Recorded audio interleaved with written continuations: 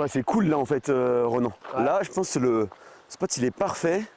Alors ça, c'est une petite séance de côte. Ça va te changer de ton île chaude et technique. Carrément, ça fait du roulant et on va pouvoir courir peut-être. Mais du coup, moi, ce que je te propose, c'est plutôt qu'on fasse une séance de technique de marche. Ok.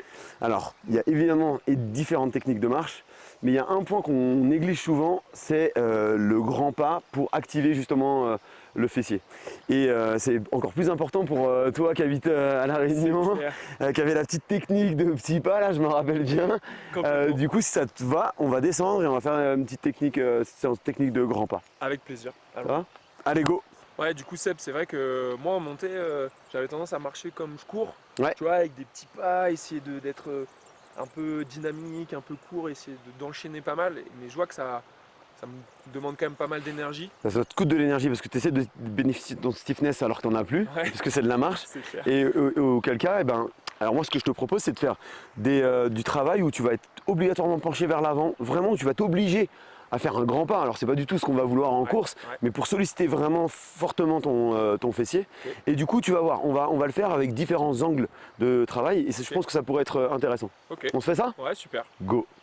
Ok, là, ce que je vais te proposer, c'est tu vas te mettre vraiment vers l'avant. Tu vas exagérer ton buste vers l'avant. Tu vas mettre une main sur le bas de ta cuisse là. Yes. Tu vas avoir tes épaules quasiment parallèles au sol et tu vas t'obliger à pousser très très fort et sur ta main et sur ta jambe arrière, avec une rotation de tes épaules pour t'obliger à avoir un grand pas.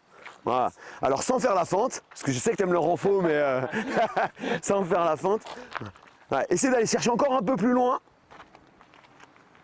Ah, tu veux que j'accentue la arrière. Là en fait, c'est cool parce que là il faudrait au contraire que tu n'aies pas le genou arrière qui se fléchisse. Au contraire, tends-le au max. Okay. Et avec plus tes épaules vers l'avant. Voilà. Rotation, rotation. Voilà. Ouais, c'est pas mal. Donc là, on est clairement dans un exercice, hein, les gens. Faut pas marcher comme ça à la Réunion. Ça risque d'être facile. Ouais, c'est clair. Ok, mon Ronan. Là, du coup, on a fait plusieurs répétitions. Maintenant, on va se mettre en mode course. Alors, l'idée, c'est que vraiment, tu appliques sans avoir le temps de pause là, et que tu mettes et du rythme et de l'amplitude. C'est ça qui va être le plus dur. Allez, toujours les mains sur les cuisses et on est parti. Accentue tes épaules, un peu plus penché là. Yes. Ouais, c'est propre ça. Voilà, là, t'es efficace. Super. Bon Ron, super séance, c'était top.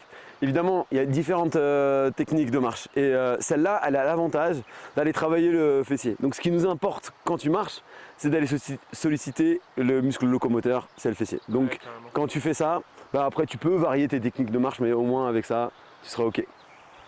Merci Seb. Merci à toi Ron. Avec plaisir.